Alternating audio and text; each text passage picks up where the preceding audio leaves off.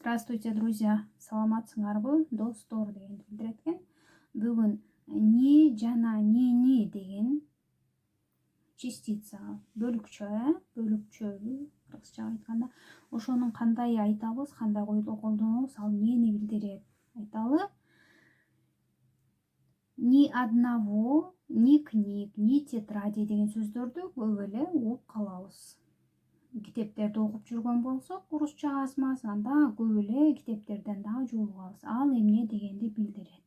Ни жана ни деген жок дегенди эле билдирет. Просто сиз жокту, ал дагы жок, бул дагы жок, тигил да жок, ону да жок, мону да жок деп тактап атканда ни деген сөздү кошуп айтканыңыз болот экен. Мисалы,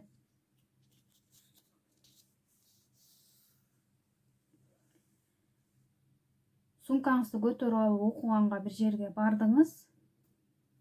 Анан кел сумкаңарды ачып, китеп ручкаңарды алгыла деди.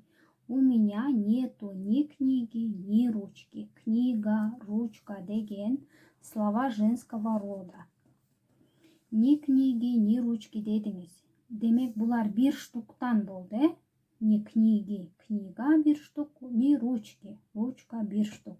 Ал эми көп болсо деле ошентип айта берет экенбиз. Нету ни книг, көп да, китептер жок. Нету ни ручек, ручкалар жок. Көп болду. Пакет, нож деген слова мужского рода. Пакетим дагы жок, бычагым дагы жок деп айткыңыз келсе, у меня нету ни пакета, ни ножа. Я не взял ни пакета, ни ножа. Пакет дагы алган жокмун, бычак дагы алган жокмун. Вы не найдете у меня ни пакета, ни ножа. Силер менден, менин мисалы тумбочкамдан, пакет дагы таппайсыңар, бычак дагы таппайсыңар. Демек, ни деген ошол нерсе жок экенин тактап дагы деген кыргызчасын айтканда, китепти дагы, бычакты дагы деп тактап айткан сөз экен. Көпчүлүк деп айтканда мына у меня в тумбочке не найдете ни пакетов, ни ножей. Менин тумбочкамда пакеттерди дагы, бычактарды дагы таппайсыңар дейт. Көп деди, аз болсо деле, көп болсо деле ошентип айта берет экенбиз. Ни деген сөздү кошуп, андан кийинки сөздү көбөйтүп. Ни деген бөлүкчө баягы буюмдун көп экенине, аз экенине, слово мужского рода, слово женского рода, слово среднего рода экенине карабай, баарына ни кете берет экен. Мисалы, ведро, стекло, слово среднего рода. Я не нашел ни ведра, ни стекла. Эркектер айтып атат, не нашла деп айымдар айтат, ни ведра, ни стекла. Мен чаканы дагы тапкан жокмун, айнекти дагы тапкан жокмун. Бир штукту айттыңыз. Көп штукта деле ни ведер, көп чака ведер да, ни стекол. Айнектерди дагы таппадым, чаканы дагы таппадым дейт экен. Жыйынтыктап айтканда, ни деген сөзү дагы же болбосо аны дагы, муну дагы, ал да, бул да жок. У меня нет ни ведра, ни стекла. Менде чака да жок, айнек да жок деп айттыңыз. Чакалар дагы жок, айнек дагы жок. Менин тумбочкамда пакет дагы жок, кагаз дагы жок деп айтканда, аябай тактаганда кошулчу бөлүкчө экен ни деген. Сиз жумушка жаңы келдиңиз, анан обедке чай ичерде, апей, менин кружкам да, кашыгым да жок да, мен эч нерсе алган жокмун да деп эле айтабыз, кыргызчасында. Ошону орусча айтканда деле, я не взяла ни кружки, ни ложки. Албадым кружканы дагы, ложканы дагы. У меня нет ни кружки, ни ложки. Менин кружкам дагы жок, кашыгым дагы жок. Мына көрдүңүзбү, ошондо демек дагы жок дегенди, жок экенин аябай тактаган, дагы деген сөз, могу ни деген сөз ошо дагы кыргызчасында. Болбосо ол да, бул да, ал дагы, бул да, тигил да деп кыскартып айтып коебуз, кыргыз тилинде. Ошол маанини билдирет экен.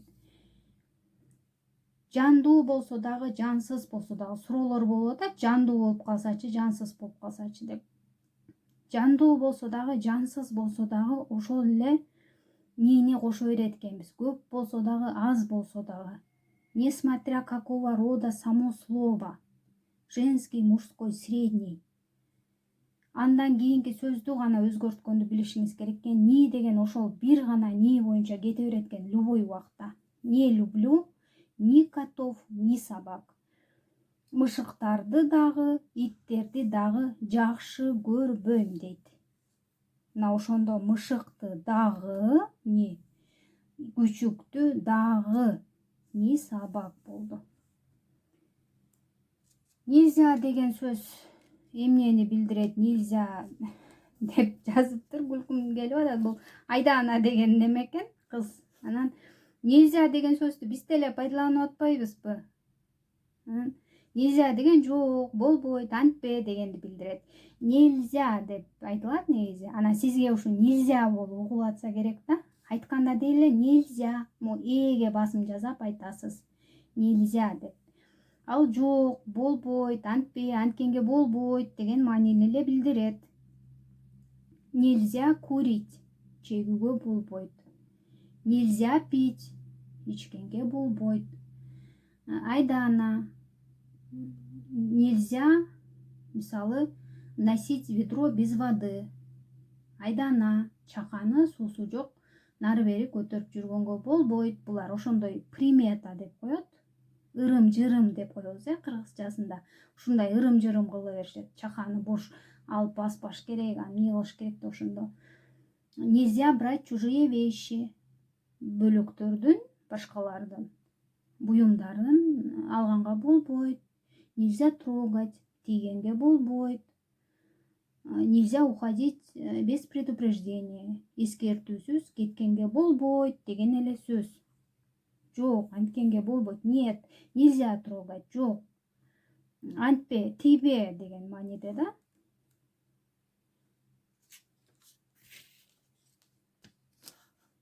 Мен жумуштан тартып атам, ошого барак жок, ушул баракка күнүм түштү, туура түшүнөсүздөр деп ойлойм.